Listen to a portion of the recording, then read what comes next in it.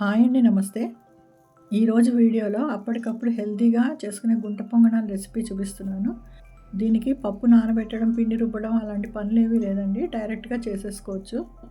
పైగా దీనికి వాడే పదార్థాలన్నీ ఆరోగ్యానికి చాలా మంచిది. ముందుగా మనం గోధుమ రవ్వ తీసుకోవాలి. దీన్ని బన్సీ రవ్వ అంటారు. ఇది కొద్దిగా సన్నగా పట్టించిన గోధుమలండి. ఈ గోధుమ రవ్వ 1 కప్పు తీసుకున్నాను. ఇందులోనే 1/2 కప్పు బియ్యం పిండి, 1/2 కప్పు శనగపిండి వేసుకొని ఒకసారి కలుపుకోవాలి.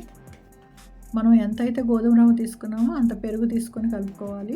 పెరుగు ఫ్రెష్గా ఉండాలని ఏం లేదండి, కొద్దిగా పాత పెరుగైనా పర్వాలేదు. పెరుగు వేసి బాగా కలిపాక రుచికి సరిపడా ఉప్పు వేసుకోవాలి. నేను చెంచాన్నర ఉప్పు వేసుకున్నాను. ఇది బాగా గట్టిపడిపోయింది, అందుకని ఒక 1/2 కప్పు నీళ్లు పోసి మళ్ళీ కలుపుకున్నాను. ఇలా కలిపాక మూత పెట్టి ఒక అరగంట సేపు నాననివ్వాలి. ఇప్పుడు అరగంట అయిపోయిందండి. పిండి మళ్ళీ ఒకసారి కలుపుకొని చూసుకోవాలి. మరీ గట్టిగా ఉంటే ఇంకో 1/2 కప్పు నీళ్లు పోసుకొని కలుపుకోవాలి. ఈ కలుపుకున్న మిశ్రమం మరీ గట్టిగా ఉండకూడదు, అలాగా మరీ గరిటెజారుగా కూడా ఉండకూడదండి. ఇప్పుడు ఇందులో మనకి ఇష్టమైన కూర ముక్కలు వేసుకోవచ్చు. నేను క్యారెట్, బీన్స్, పచ్చి బఠానీ, ఉల్లిపాయ, కొత్తిమీర, ఇంకా కొద్దిగా పచ్చిమిరపకాయలు వేసి కలుపుకున్నాను. కూర ముక్కలన్నీ వేసుకున్నాక కన్సిస్టెన్సీ అడ్జస్ట్ చేసుకోవాలి. మళ్ళీ కొద్దిగా నీరు అవసరం అయితే కొద్దిగా ఒక 1/2 కప్పులో సగం నీళ్లు పోసి కలిపాను. ఇదిగోండి, పిండి ఇలా ఉంటే సరిపోతుంది. తర్వాత ఇందులో కొద్దిగా ఆవాలు, జీలకర్ర, ఇంగువ, కరివేపాకు పోపు పెట్టుకోవాలి. ఇందులోనే 2 టేబుల్ స్పూన్ల నువ్వులు కూడా వేసి కలిపాను.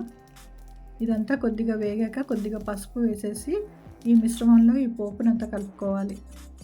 ఈ మిశ్రమంలో పోపు అంతా బాగా కలిసేదాకా కలుపుకోవాలి. ఇప్పుడు ఈ పొంగనాలు చేయడానికి మనం పనియారం ప్యాన్ తీసుకోవాలి. ఇది కాస్ట్ ఐరన్ అండి. ముందుగా కొద్దిగా నూనె వేసుకొని బ్రష్ చేసుకోవాలి. తర్వాత అన్ని గుంటల్లో సరిపడా పిండి వేసుకోవాలి. పిండి వేసాక పైనుండి కొద్దిగా ఒక 2 చుక్కల నూనె వేసుకోవాలి. ఇది వేసుకున్నాక మూత పెట్టి లో ఫ్లేమ్లో 5 నిమిషాల పాటు వేగనివ్వాలి. 5 నిమిషాలు అయ్యాక మూత తీసి అన్నీ ఒకసారి బాగా వేగాయో లేదో చూసుకోవాలి.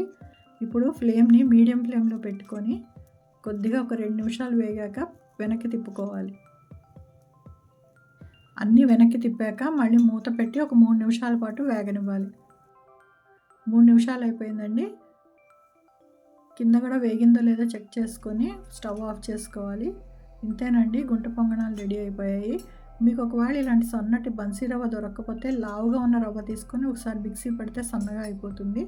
మీరు ట్రై చేసి చూడండి. ఇది ఆరోగ్యానికి చాలా మంచివి, చాలా త్వరగా కూడా అయిపోతాయి. ఎవరైనా గెస్ట్లు వస్తే పెట్టడానికి కూడా చాలా బాగుంటాయి. ఈ వీడియో కనుక నచ్చితే లైక్ చేసి మీ వాళ్ళందరికీ షేర్ చేయండి. నా ఛానల్ కూడా ఇప్పటిదాకా సబ్స్క్రైబ్ చేసుకోకపోతే సబ్స్క్రైబ్ చేసుకోండి. Thanks for watching.